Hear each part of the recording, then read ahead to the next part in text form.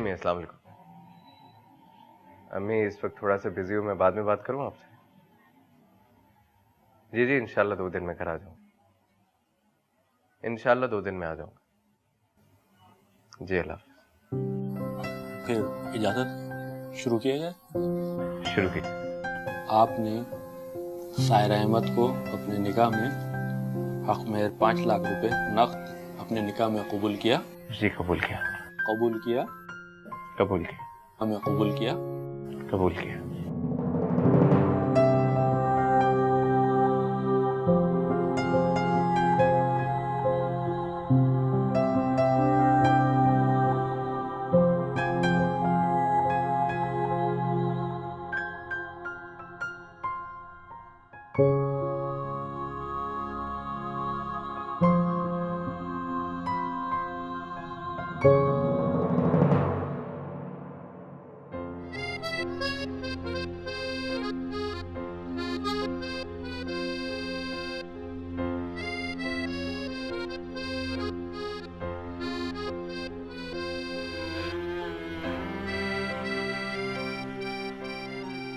Ehsan please आज मुझे अकेला छोड़कर मत जाइएगा, वरना अम्मी की यादें मुझे इस अकेले घर में बेचैन कर देंगी।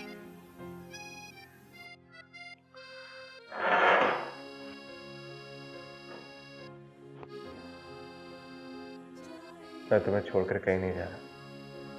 वैसे भी सारी जिंदगी साथ निभाने का वादा जो किया मैं, तुम्हें छोड़कर मैं खुद भी नहीं रह सकता।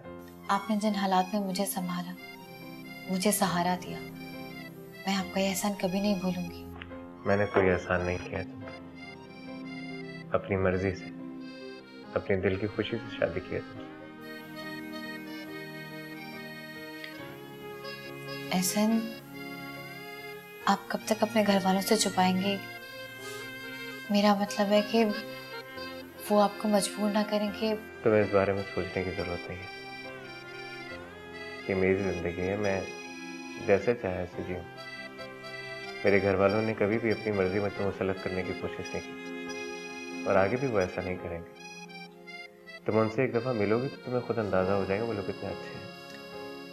आप अपने घर वालों को कब तक बताएंगे कि हमने शादी कर ली है? मालूम नहीं, बस किसी अच्छे मौके की तलाश में हूं। सबसे पहले मैं अम्मी से बात शेयर करूंगा, और वो आगा जान से।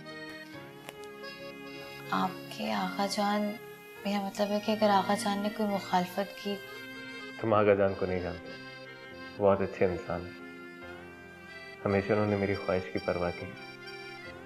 अगर वो नाराज हुए भी तो सिर्फ इसी बात पे होंगे कि मैंने उन्हें अपने निकाह में क्यों नहीं बुलाया।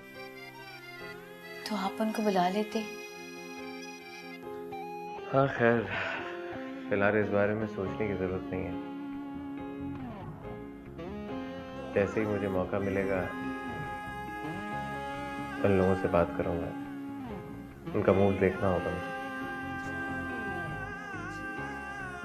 एहसन, बुरा ना माने तो एक बात पूछूं? पूछो। इरम आपकी फैमिली फ्रेंड है, अगर इरम को ये सब बुरा लगा तो? प्लीज सायरा, बार बार तुम इरम का जिक्र क्यों करती हो हमारी बातों में? देखो, मैं तुम्हें साफ साफ कह चुका हूं, मुझे उससे मोहब्बत नहीं है। सिर्फ हमारी फैमिली में एक दूसरे का आना जाना है, इसी वजह से वो मुझसे इतनी फ्रैंक होती है। इसके अलावा और कोई बात नहीं है।